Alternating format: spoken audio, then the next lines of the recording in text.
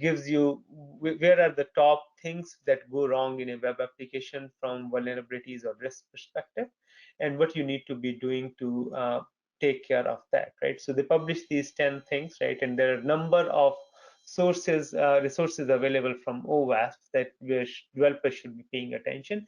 But I'll go at a very high level, right? So the number one thing is the input injection kind of attacks, right? That's where someone can change the input, right, and inject that input, right? And the most common one is a SQL injection, right? So that's the input injection clause.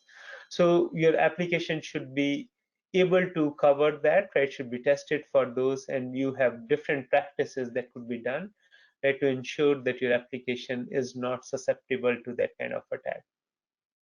Broken authentication, the number two goes into when your application has multiple pages and multiple things, and you may have certain parts of application where the authentication is not properly implemented. So that's kind of number two kind of flaws in that. The number three is the sensitive data exposure, right, where you expose the data which is not intended to be. For example, application may show other customers' data or other details, that kind of thing. And then XML kind of entities, right? Since a lot of the interfaces for applications are API based, they use some sort of XML, JSON, and others to exchange, right? So there have been number of vulnerabilities related to how those things are implemented. We talked about the access, right, which actually goes into more authentication authorization if your access is not implemented. The most common flaws there are in that part will be authorization kind of flaws, right, where a user may be able to act as um, another role, right? So if I join as a customer, but there may be a flaw in the application where I can tweak certain things and then I can act as a admin, right? So those are most common authorization or access control issues. And we talked about the security misconfigurations, right? Cross-site scripting. Another one, right, which is the very common flaw. It's not as damaging as the injection input validation, but it's kind of very common flaws which we have seen, especially with the usage of JavaScript and other things, right, in a website.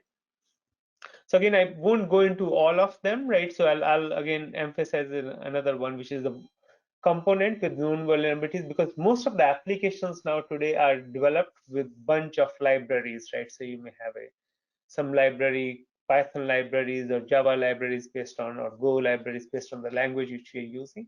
You're using multiple libraries, right, to build up your application. And over time, those libraries may have found vulnerabilities. You need to upgrade to the latest library code level and other things. So if there are some known libraries and you have not upgraded them, right, that could be a vector of attack. And last one here is the insufficient logging and monitoring, just emphasizing the point that those things are important to build in. Those become your ears and eyes when things go wrong, right? When things go wrong and you need to investigate, you need to do forensics analysis on your application. That's the way you can only go if you have proper logging done, right? So many times that logging is not done and there may not be any idea what was happening and how that was compromised. Or many times we have a question, okay, was it even, we know there's a vulnerability in this application, did a real compromise happen or not, right? And you cannot answer it unless you have audit logs available. So ideally, if you take care of all those things, that kind of takes care of 90-95% of potential issues in your application, right, that gets addressed. So I'll give you some cheat sheet here, right, which is more developer focused cheat sheet, right? For more information, click on the link below or visit databrackets.com.